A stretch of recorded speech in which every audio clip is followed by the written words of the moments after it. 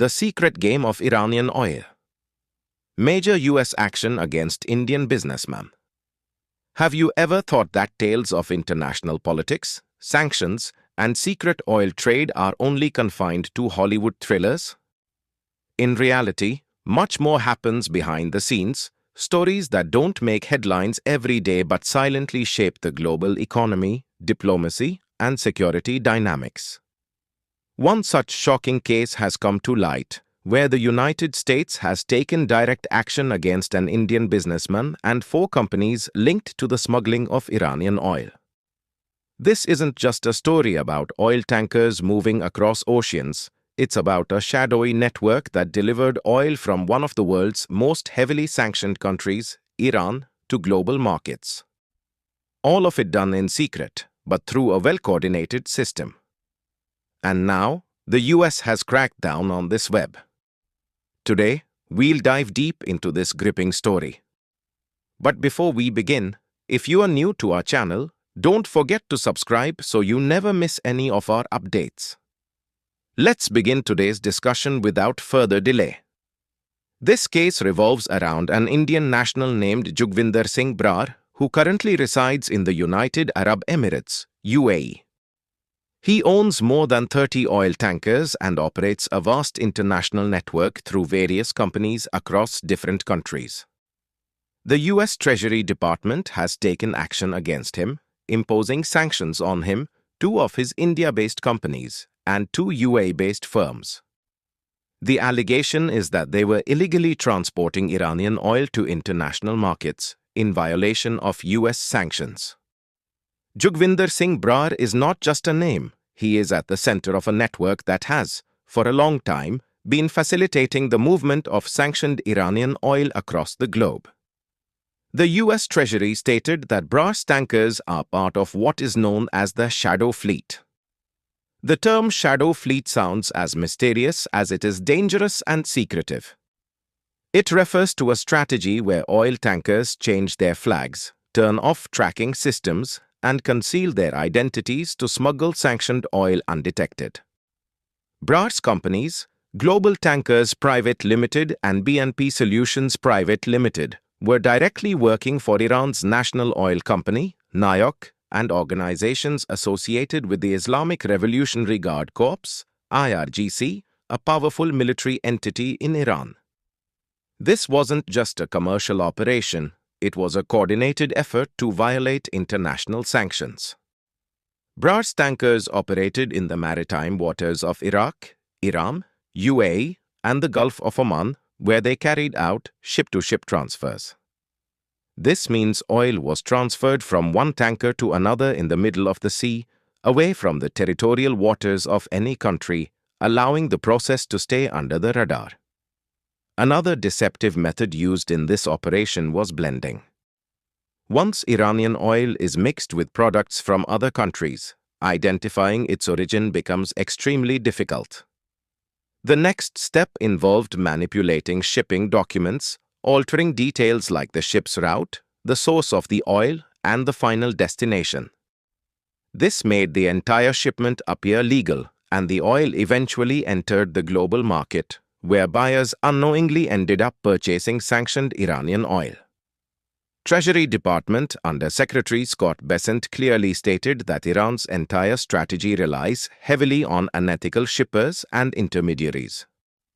Through these covert networks, Iran exports its sanctioned oil and earns revenue, a significant portion of which is then funneled into military and political agendas.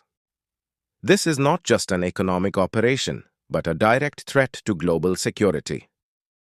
There's a long-term strategy behind this US action. Iran has already been under multiple sanctions, particularly related to its nuclear program, human rights violations, and support for terrorist organizations. However, Iran has consistently found new ways to circumvent these restrictions. The creation of the shadow fleet and its use in oil smuggling is a key part of that strategy. Now that the US has uncovered this operation, it has started targeting the links in this covert network systematically. Sanctions on Barar's companies don't just mean they've been blacklisted. they carry far-reaching consequences. Under U.S. sanctions, no American entity or citizen is allowed to conduct any business with these companies. Their overseas bank accounts may be frozen, assets can be seized, and most significantly, global institutions and companies are pressured to avoid any association due to the influence of U.S. sanctions on international banking and trade systems. India has also been drawn into this case since two of Barar's companies are registered in India. This means that India will have to clarify its position on the issue. While it remains unclear how active these companies were within India or how deep their operations ran, the situation could impact India's global image and its international trade relationships. Another crucial dimension is that this network's activities weren't purely economic, they had diplomatic and security implications as well. When countries like Iran circumvent sanctions to engage in covered trade, the resulting revenue is often funneled into weapons programs, missile development, and regional interventions. This money could very well be used to fund terrorism or proxy wars, making it a serious concern for global security. That's why the United States is taking this matter very seriously. Under the watch of the U.S. Treasury Department and the Office of Foreign Assets Control, OFAC, efforts are now underway to identify and dismantle all networks, direct or indirect, that are economically aiding Iran. The objective is to ensure the effectiveness of international sanctions imposed on Iran. Now the question arises, why would businessmen like Jugwinder Singh Barar take such a huge risk? The answer lies in massive profits. When a commodity is under sanction, its demand and price tend to rise. Iranian oil is acquired at lower prices, and once it is mixed, relabeled, and passed through falsified documentation, it can be sold on the international market with a high margin. This profit incentive keeps such smuggling operations alive. However, now that the US has begun enforcing stricter actions, operating and hiding such networks will become increasingly difficult. Surveillance on international maritime routes is being ramped up, and tankers are being tracked using multiple satellite and radar systems. Most importantly, the US is pressuring allied countries to also impose restrictions and sanctions on any companies or individuals found involved in such illegal trade activities.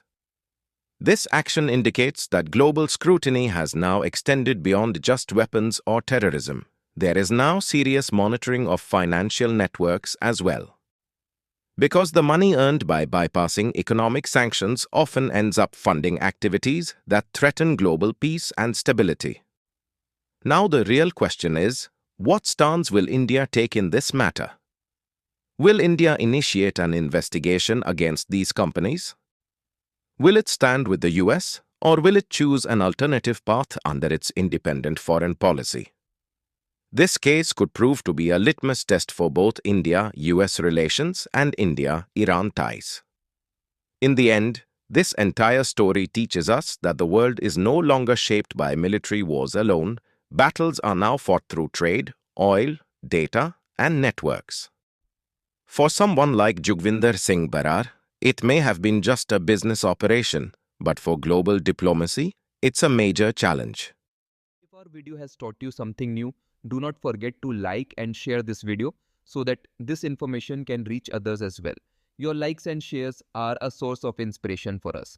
If you have any questions or suggestions, please let us know in the comments. It will be our honor to answer your questions and listen to suggestions. And yes, if you like our content, subscribe to the channel and press the bell icon so that you stay connected with every new story. Thank you. GRT Business YouTube channel sources, news from various news agencies, opinion polls and other public sources. We try to ensure that every report and summary is accurate and verified, but we are not responsible for any dispute or error. Our aim is only to provide you with accurate information.